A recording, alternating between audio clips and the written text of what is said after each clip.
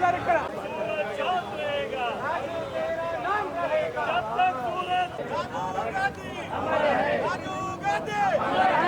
जब तक सूरज चांद रहेगा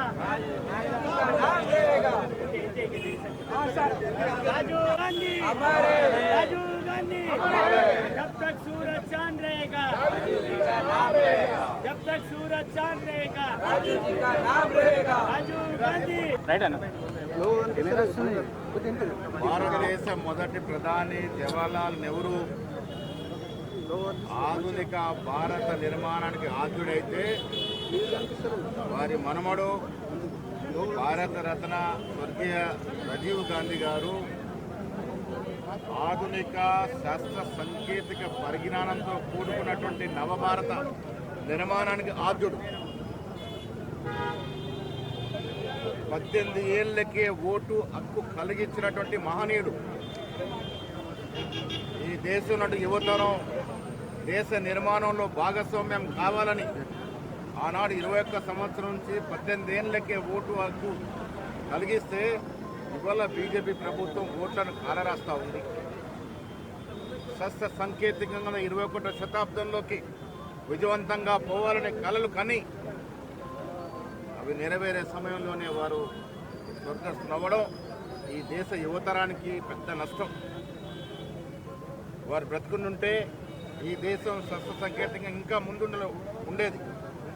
ఇవాళ మనం వాడుతున్న సెల్ ఫోన్లు, కంప్యూటర్లు, ల్యాప్టాప్లు, శాటిలైట్లు అన్నీ కూడా వారు దూరదృష్టితో 85, 86 ప్రాంతంలో దాదాపు 30-31 సంవత్సరాల క్రితం, 40 సంవత్సరాల క్రితం దూరదృష్టితో మరి ఈ దేశానికి శాస్త్ర సాంకేతిక పరిజ్ఞానాన్ని తీసుకొచ్చారు. కాబట్టి ఇవాళ సుఖంగా సంతోషంగా అరచేతిలో ప్రపంచాన్ని చూడగలుగుతా ఉన్నాం. నెక్స్ట్ కల్మషుడు త్యాగధనుడు గాంధీ కుటుంబం ఇవాళ శ్రీమతి ఇందిరా గాంధీ గారు కానీ రాజీవ్ గాంధీ గారని దేశం కోసం ప్రాణత్యాగం చేశారు. ఇవాళ కొత్తగా వచ్చినటువంటి కేంద్రంలో ప్రభుత్వం వారు స్వాతంత్రోద్యమం గురించి, త్యాగాల గురించి మాకు చెప్తా ఉన్నారు. స్వాతంత్రోద్యమంలో బీజేపీ, ఆర్ఎస్ వేసి పాత్ర లేదు. ఒక్కరంటే ఒకరు త్యాగం చేసిన పాపాన పోలే. వారు త్యాగాల గురించి, దేశభక్తి గురించి కాంగ్రెస్ నాయకులు చెప్పడం విడ్డూరంగా ఉంది. ఇవాళ రాజీవ్ గాంధీ గారిని స్మరించుకుంటూ మా జిల్లా కాంగ్రెస్ కమిటీలు ఇవాళ ప్రతి జిల్లాలో, ప్రతి మండలంలో 18 ఏళ్ళు నిండినటువంటి యువకుల్ని ఫామ్ 6 భరించి వాళ్ళని ఓటర్లుగా నమోదు చేసే కార్యక్రమం చేస్తూ ఉన్నాం. ఈ రకంగా వారి ఆత్మకు శాంతి కలుగుద్ది. వారు కల్పించినటువంటి 18 ఏళ్ళ ఓటు హక్కు సద్వినియోగం చేసుకోవాల్సిందిగా ఈ రాష్ట్ర యువతరానికి విజ్ఞప్తి చేస్తాం. కూతురు మాట్లాడినటువంటి విషయాలు చాలా అభ్యంతరకరం, ఖండించదగినవి. అందుకే వారి తల్లి గారు మాకు అత్యంత గౌరవమైనటువంటి సురేష్ గారికి వివరణ అడిగినాము. వారు వివరణ ఇచ్చిన తర్వాత తదుపరి ఏం చేయాలో ఆలోచిద్దాం. కాంగ్రెస్ పార్టీ ప్రజాస్వామిక స్వేచ్ఛ ఉన్న పార్టీ. ఆ ప్రజాస్వామిక స్వేచ్ఛని సరైన మార్గంలో వాడుకుంటే బాగుంటుంది. హద్దులు మీరి గీతలు దాటితే ఎంతటి పెద్దవారైనా పార్టీ నియామకాల ప్రకారం ఉపేక్షించేది ఉండదు.